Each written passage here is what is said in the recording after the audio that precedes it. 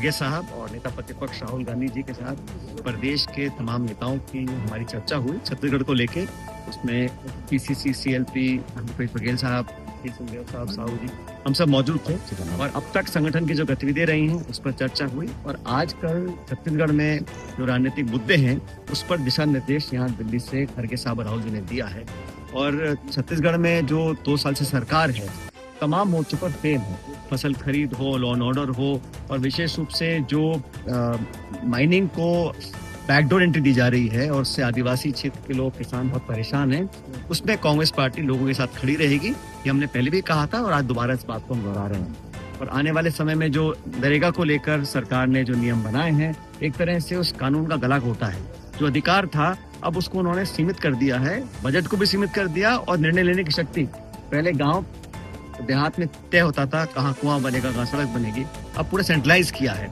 तो ये जो मानसिकता है ये किसान, गरीब, निर्धन, असहाय, निर्बल जो लोग हैं उनके ऊपर एक कुटाघात सरकार ने किया है। इसका विरोध पूरे देश में हो रहा है। और कांग्रेस पार्टी जो भूमिहीन किसान हैं, जो लेबर है, जिनके पास एक सुरक्षा कवच हमारी सरकार ने मिला था, वंचित करने की योजना सरकार ने बनाई है। और जिस तरीके से बनाई है, कोई चर्चा, विचार विमर्श, संशोधन का नाम दे रहे हैं, लेकिन नरेगा को खत्म किया जा रहा है। उस पर पूरे छत्तीसगढ़ समेत देश में कांग्रेस पार्टी ने मूवमेंट लेकर आगे आई है। हम इसका विरोध करेंगे।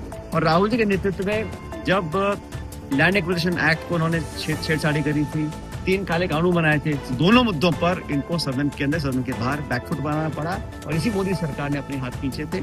इस बार भी नरेगा को लेकर कांग्रेस सहित तमाम इंडिया अलायंस के लोग दबाव बनाएंगे और केंद्र की सरकार को अपने अहंकारी कदम को वापस लेना पड़ेगा। सचिन, बाकी हमने जो इश्यूज हैं आज महासचिव महोदय वेणुगोपाल जी, खड़गे जी, राहुल जी पूरा विस्तार से पूरा समीक्षा भी करी है, गहन अध्ययन लोगों ने किया है, अब तक कार्रवाई पर उनको जानकारी दी है।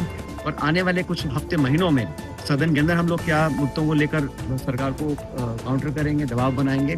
और कार्यकर्ताओं को लेकर जो हम लोगों ने डीएलए से लेकर संगठन को मजबूत करने का जो एक निर्णय लिया है उस पर पूरा अमल हम लोग कर चुके हैं।